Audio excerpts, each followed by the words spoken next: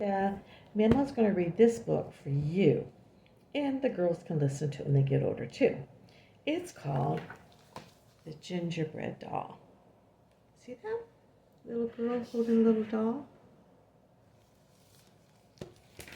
This is a book that I would have loved reading when I was a younger girl, so I thought I would read it to you. I'll turn the pages when I'm done reading, and so you can see the picture, okay? It says, my grandmas and aunts get together each winter for a day of baking Christmas cookies. When the oven's hot and full and the kitchen smells spicy, my great-grandma Rebecca, she tells us her story of the gingerbread doll. It happened in 1930, during the Great Depression, when people were so terribly poor. She was only 9 years old and living on a farm in Wisconsin. See?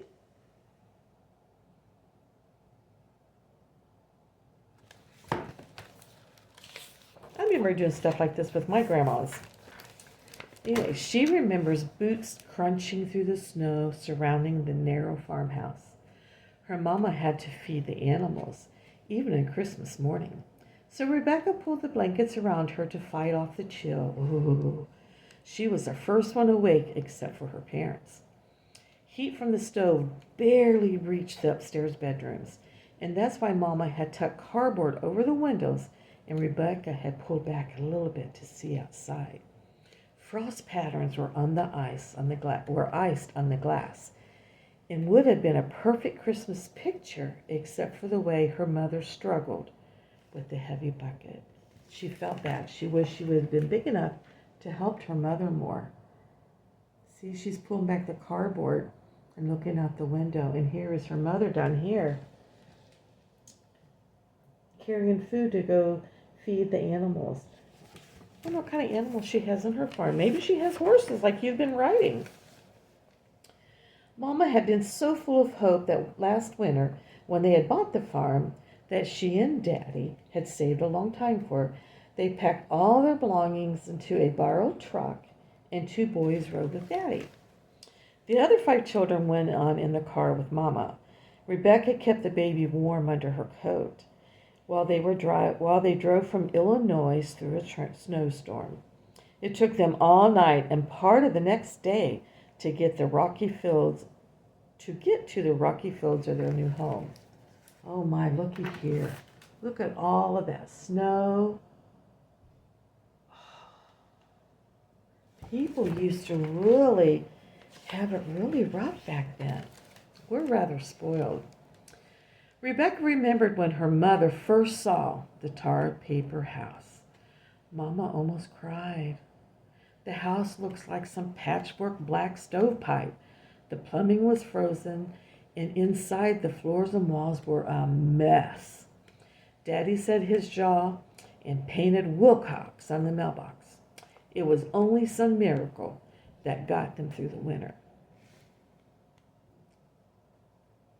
Hail destroyed most of the first crop that year, and Daddy said it would be a very lean Christmas, meaning there wouldn't be a lot of presents.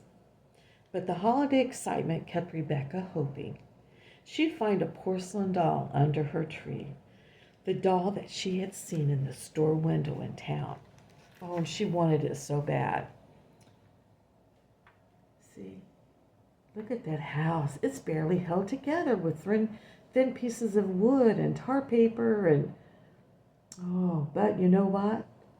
It's a shelter over their head, and they can build a fire and keep warm. Her little sister Claire woke up. What you're looking at? Oh, just Mama, Rebecca said. Claire jumped out of bed and she said, come downstairs. Let's go see our presents. There wasn't much under the tree. Rebecca let go of her hopes for a doll. When she saw that all the packages were small, they were wrapped in brown paper and string. She was so sad. They were so small, they were wrapped in just scrap paper and string. But thankfully, they did have a tree, though not a lot of ornaments. Jada, I bet you they made most of their ornaments back then. I know my grandma and them did, and my mom and now my grandpa. shepherd, he worked at a really good job. And they never, when they lived up here, they built a house. They never were lacking for money. But when she was a baby, they did. It was very hard. My grandpa, Grandma Hannah's dad, worked in the coal mines, and it was very hard. And one day ask me about it, and I'll share some stories with you about your your great great grandparents. Well, her eldest brother James read off the name. Hey, your eldest brother's name's James. And Rebecca and the older children made a fuss over each gift, so the little ones wouldn't notice. There were so many things like walnuts and pencils, and Daddy held onto Mama's hand. Rebecca felt a lump in her throat. There was no gift for her. Then Mama looked at her face and went to get something out of the cupboard. I couldn't get you that doll you picked out, she said. Not this year, anyway. But I did have a little molasses and some lard. And you know what? It got me to thinking. And I baked you a gingerbread doll. See here, she's kind of sad because there's no present for her. A lot of times families, now my daddy grew up in Kentucky. He didn't move up to Ohio until he was probably junior high. And he got a little horse when he was a little boy. It was a little black horse. And my dad had that even when I got married. Grandpa Chester still had that locked in a little thing he had in his room. After he died, I don't know what happened to it. Even before he died, he didn't know what happened to it. It was gone.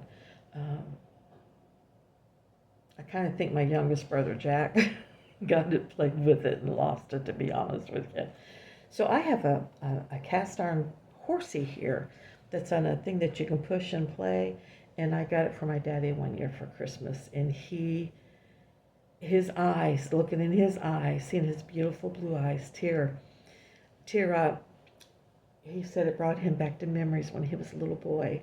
And when he got that little black stallion. So you're kind of like my daddy. You like horses. A gingerbread doll, said, who had ever heard of such a thing? But Rebecca's heart leaped when she saw it. She was good at imagining, and she knew it would serve just fine. More than just fine as a doll. Mama had rolled the dough extra thick and used a knife to cut out the shape of the girl. She stuck a piece of yarn for her hair, then she stitched together scrap fabric for a dress. Finally, Mama had sewn on 3 different tiny buttons. Look at this doll. That is a gingerbread doll. Could you imagine? Now, I know some people would think, well, that's just a cookie doll. That's ridiculous. But her mama had to use stuff that they had in their home to feed them to make the special doll for her. And she was very appreciative for it. Sometimes we don't always get what we want, but when we get it, then that's what we want, because normally our parents know us better than we know ourselves, and they get something for us that we wouldn't have even thought of. Rebecca knew right away what to name her doll. She called her Button Marie. Now, I have a secret to tell you. Guess what I used to nickname your mommy? Your mommy's nickname to me is My Little Love Button. Yep, Monica was My Little Love Buttons, and I still sign things like that to her once in a while. So she named her doll Button Marie, and your mom's middle name is Marie, and you got Marie, everybody's got Marie. That's her name. She cradled Button Marie like a baby doll. Mama had made her just for Rebecca, and Rebecca took extra care not to break her because, she was a gingerbread doll, and every bit as delicate as a porcelain doll. For breakfast, they had to drink gingerbread pieces soaked in ice cream. No, I'm sorry, soaked in cream. No. Mama laughed and Rebecca said, nobody better be thinking of getting any of my Button Marie for breakfast. And better not be dipping her into no milk. She was protective of her. Rebecca would take the doll's dress off and put it on gently and twirl her yarn hair into a curl. She kept her in a box lid on top of the girl's chest of drawers. She liked to prop her up against the wall, and Rebecca still would have given anything to have that porcelain doll. But you know what? She loved Button Marie in a way that she could never love anything from a store. See, she's sitting here playing with it. Isn't that something? One day, Rebecca opened the drawer too fast, and before she could catch her, Button Marie hit the dresser too hard. Rebecca wanted her mother to glue her, and Mama studied the broken pieces in her lap, and she managed to smile. Honey, she said, Button Marie isn't meant to last forever. She was just a cookie. Rebecca cried. She was not a cookie. You said she was a doll. She was a doll because you loved her, her mother had said. Touching Rebecca's hand, sadly, Rebecca put away her Button Marie's dress.